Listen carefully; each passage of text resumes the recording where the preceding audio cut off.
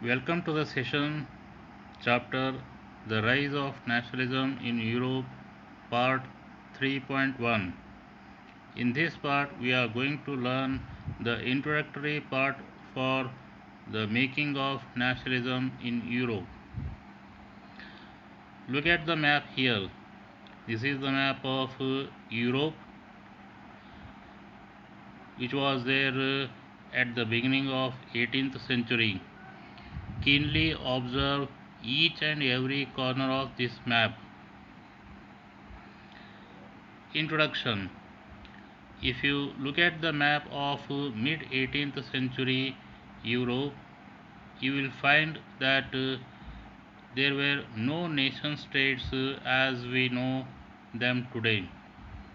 What we know today as Germany, Italy, and Switzerland, they were divided into kingdoms, duchies, and cantons whose rulers had their autonomous territories. Eastern and Central Europe were under autocratic monarchies within the territories of which lived diverse people. They did not see themselves as sharing a collective identity or a common culture. Often, they even spoke different languages and belonged to different ethnic groups. The Habsburg Empire that ruled over Austria Hungary, for example, was a patchwork of many different regions and people. It included the Alpine regions, the Tyrol, Austria, and Sudetenland, as well as Bohemia, where the aristocracy was predominantly German speaking. It also included the Italian speaking provinces of Lombardy and Venetia. In Hungary, half of the population spoke Magyar, while other half of the people spoke a variety of dialects. In Galicia, the aristocracy spoke Polish. Besides these three dominant groups, there also lived within the boundaries of empire a mass of subject peasant people, Bohemians and Slovaks to the north, Slovens in Carnelia, Croats to the south, and Romans to the east in Transylvania. Such differences did not easily promote a sense of political unity. The only tie binding these diverse groups together was a common allegiance to the emperor. Now, look at this map.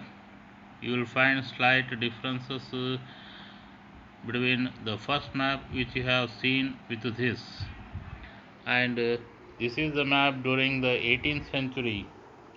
As the year passed on, the structure of the design of this map, the boundaries of this map have gone changed.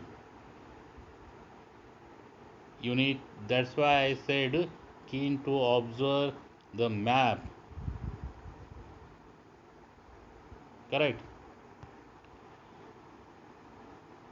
Now, how did nationalism and the idea of the nation state emerge?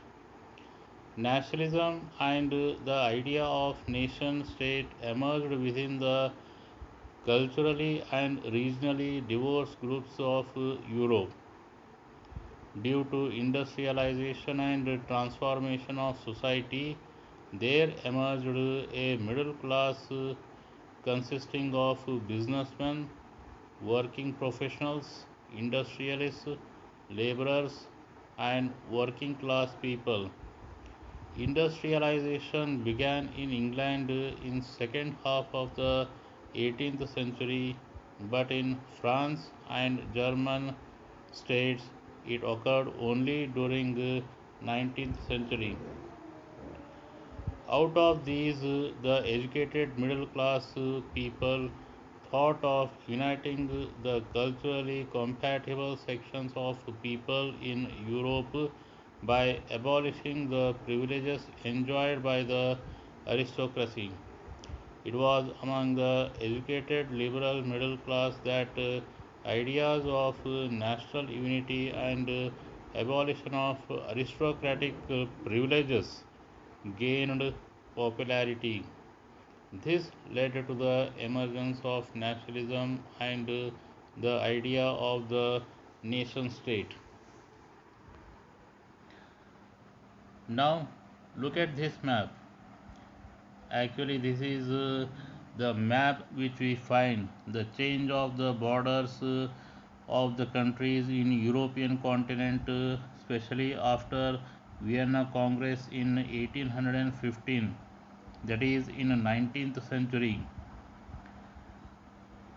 One must know what has taken place after the defeat of Napoleon Bonaparte in Waterloo War in 1815.